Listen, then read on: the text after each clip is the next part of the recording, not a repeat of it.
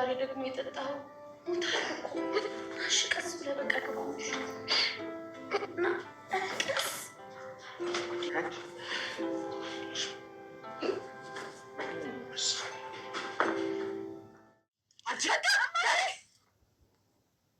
ስንት ጊዜ መከርኳት፣ ስንት ጊዜ ነገርኳት። ጭራሽ እየባሰባት ትሄዳለች። ጭራሽ መንገድ ላይ ትማቻለች።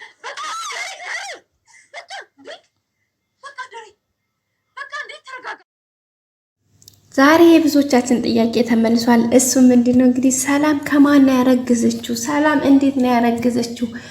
አረ ፍንጭ ይሰጠን እያል እንግዲህ በረጅም ብዙ አስተያየት ስንሰጥ ነበረ። ሁላችንም ጥያቄ ነበር። ዛሬ ጥያቄያችን የብዙዎቻችን ጥያቄ ተመልሷል ማለት እንችላለን ማለት ነው። እሱም እንግዲህ ሰላምዬ ያረገዘችው ከጋሽ ደረጀ ነው። እኔ በባለፈው ክፍል ታስታውሱት ሆነ ነግራችሁ ነበረ። ያረገዘችው ከጋሽ ደረጀ ነው። ምክንያቱም ሰላም ከዚህ ቤት ወጣ አታውቅም በጭራሽ። ስለዚህ ከየትም ልታረግዝ አይችልም። ስለዚህ ከጋሽ ደረጀ ነው። እሱ ደግሞ የሚሆነው እንግዲህ ጋሽ ደረጀ ሰክሮ በመጣ ሰዓት ነው። እንዴ እመኑኝ ብያችሁ ነበርና እንዴ አንቺ ማነሽ ጠንቋይ ነሽ እንዴ? ጋሽ ደረጀ ለትዳሩ ክብር አለው አያደርገውም ስትሉ ነበር ማለት ነው። እንግዲህ አዎ ጋሽ ደረጀ አያደርገውም፣ ግን ደግሞ ሰላም አደረገችው ሆነ ብላ እንግዲህ እንደሰከረ ስታየው እንግዲህ ራሴን መተካት አለብኝ፣ ልጅ መውለድ አለብኝ፣ ማርገዝ አለብኝ ብላ በራሷ የመጣላትን ሀሳብ እንግዲህ ተቀብላ ለማርገዝ ካላት ጉጉት አንጻር አርግዛለች ማለት ነው።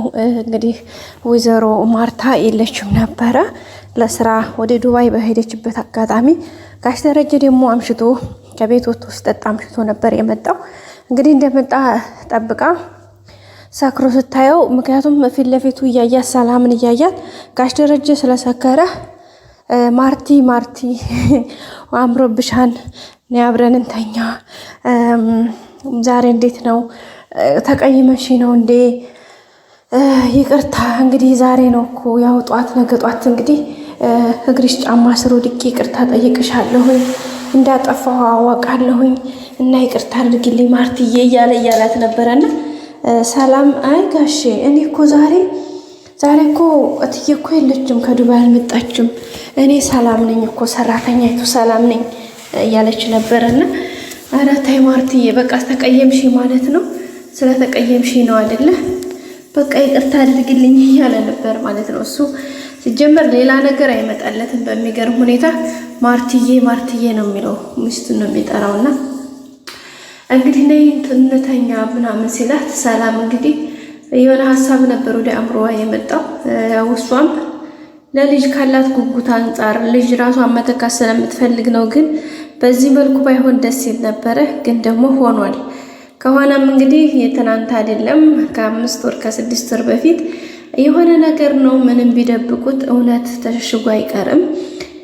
ቤተሰቦቻችን ሲተርቱ ሽልም ከሆነ ይገፋል ቦርጭም ከሆነ ይጠፋል ይላሉና እንግዲህ የተረገዘው ልጅ ነውና ግዴታ በቀኑ በዕለት ዕለት እንግዲህ እያደገ በመምጣቱ ጽንሱ በራሱ ጊዜ ሆዷ ለይቶባታል ሰላም። እንግዲህ በሱ ምክንያት ማን ነው ከየት ነው ያረገሽው ስትባል መናገር አልፈለገችም።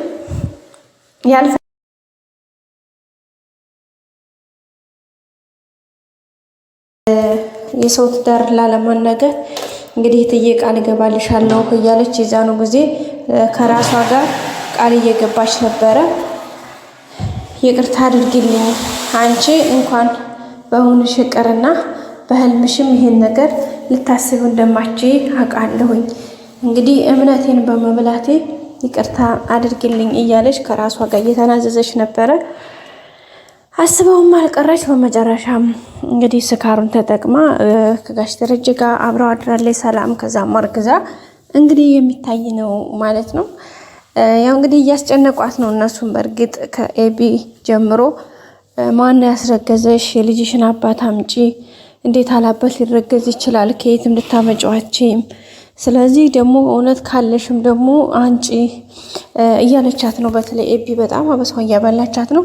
እንዲሁም ጋሽ ደረጀና ወይዘሮ ማርታ በተለይ ወይዘሮ ማርታ ግዴታ የልጅሽ አባት መታወቅ አለበት። በዚህ ሁኔታ በፍጹም ሊሆን አይችልም። የልጅሽን አባትማ ሳታቂ አይሆንም፣ ግዴታ ነው እያለቻት ነበረ። ባለፈው እንግዲህ እሺ በአካል መምጣት ካልቻለ ስልኩን ስጭኝና እኔ ላውራው ሰላምዬ፣ ይሄ ነገር ግዴታ ነው፣ ምክንያቱም ተሻሽጎ የሚቀር ነገር አይደለም። አንቺ ደግሞ እናት ነው እንጂ መሆን የምትችይው አባት መሆን አትችይም። ሲቀጥል ደግሞ ልጁም ዲቃላ እየተባለ ማደግ የለበትም። እባክሽ ሰላምዬ ነበር ያለቻት እንግዲህ ወይዘሮ ማርታ። ሰላምም እንግዲህ ያው እንደምታውቁት ምኑ ይነገራል፣ እንደዛ አይነት ነገር ከባድ አይደለ? እሷም ለመናገር ያስቸገረ ነገር ስለሆነባት በዝምታ አልፈዋል ነገሩ ማለት ነው። አይትዬ ይቅርብኝ፣ ቢያቅም አንደኛ አይቀበለኝም፣ ሁለተኛ ደግሞ ወይ ልጄን ሊቀማኝ ይችላል። ስለዚህ እኔ የምፈልገው ሳያቅ ምንም ሳይል ልጄን ወልጄ ማሳደግ ነው። ልጄን ለራሴ ነው። ሲቀጥል በማርገዜ ደግሞ ደስተኛ ነኝ፣ ምንም አይከፋኝም፣ ያደረኩትም ሆነ ብዬ ነው ብላችኋለች። እሺ እሱን ካልሽ ታዲያ ለምን ልጁን አትነግሪንም? ዙሮ ዙሮ አልቀበልም ላይል ይችላል። እኛ ስንቅ ስፈር አንለውም ብለዋትኝ ነበረ። ግን እሷም አይ ብላ እንግዲህ እምቢ ብላለች። ምክንያቱም ያው እሷ ሆዷን ስለምታውቀው ነው ማለት ነው። ለሱም ደግሞ ያው የጋሽ ደረጀ ልጅ ስለሆነ አባትየው ሌላ ከየትም ሊመጣ አይችልም። በዛም ምክንያት እንግዲህ ሰላም ያው ደብቃለች። እንግዲህ ወደፊትም ያው ደብቃው ነው የምትኖረው በእርግጠኝነት። ምናልባት ልጁ ተወልዶ በኋላ ላይ በአንዳንድ ነገሮች ምክንያት ሊታወቅ ይሆን ይችላል እንጂ ለአሁን ግን ያው ሰላም በዚህ መልኩ ሆኗል ማለት ነው። እኔ ግን የምፈራው እንዴት ታውቃላችሁ ጋይስ? ኤቢ አሁንም እንደ ባለፈው እንደ ዳጣና እንደ ሰላም ወይም እንደ ጋሽ ደረጀና እንዲያደረገችው አሁንም ዲኤንኤ እንደምታስመረምር ነው። ልጁ ከተወለደ በእርግጠኝነት ዲኤንኤ እንደምታስመረምር ምንም ጥርጥር የለንም። ምክንያቱም በቃ ሌላ ነገር አታስብም። ጭንቅላቷ ውስጥ በጣም ነው ይሄ ነገር የሚሽከረከርባት። የሆነ ነገር ደግሞ አንዴ ከያዘች አትለቅም። እንዴት አይነቷ አዛነች መሰላችሁ ቤተሰብ። እና በዛም ምክንያት እንግዲህ እሱን ነገር እንደምታስመረምር ነው በእኔ ጋር ያለኝ ስሜት። እናንተስ ምን ትላላችሁ? ሰላም እንግዲህ ያው ወይዘሮ ማርታ በጣም ለትዳሯ ክብር ያላት፣ ትዳሯን አክባሪ፣ ቤተሰቦቿን የምትወድ፣ ልጆቿን በጣም ያላት ፍቅር፣ ለባሏ ያላት ክብር በጣም የተለየ ልዩ ሴት ናት። ግን ሰላም እንግዲህ በማለኝ ነገር አድርጋለች። ይሄ ብቻ ሳይሆን እንግዲህ በእርግጠኝነት ሰላም የዳጣ እናት ነች። የመጀመሪያዋ ሳይሆን ሁለተኛዋ እየሆነ ነው ማለት ነው። ወይዘሮ ማርታ እንግዲህ ምንም የምታውቀው ነገር የላትም። አሁንም የተፈጠረውን ነገር አብሽሪ፣ አይዞሽ፣ እኔ ዋርስሻለሁ ብላታለች። እሷም እንግዲህ እሺ ብላ ቁጭ ብላለች ማለት ነው። ውድ ቤተሰቦቻችን ላይክ ያላደረጋችሁ ላይክ በማድረግ ቪዲዮውን ጀምሩ እስከ መጨረሻ ማየት፣ ሀሳብ አስተያየታችሁን አስቀምጡልን። ሁሌም አብራችሁን ስለሆናችሁ በጣም እናመሰግናለን። መልካም ጊዜ በያላችሁበት ይሁንላችሁ። ቪዲዮውን ሲጀምሩ ላይክ፣ ሰብስክራይብ፣ የደወል ምልክቷን ደግሞ በማጥቆር ቤተሰብ እንሆንላችኋለሁ። ውድ አጥማት ተመልካቾቼ ሁሌም ከጎን ይሆናችሁ አይዞሽ በርቺ ነው የምትሉኝ። አመሰግናለሁ። መልካም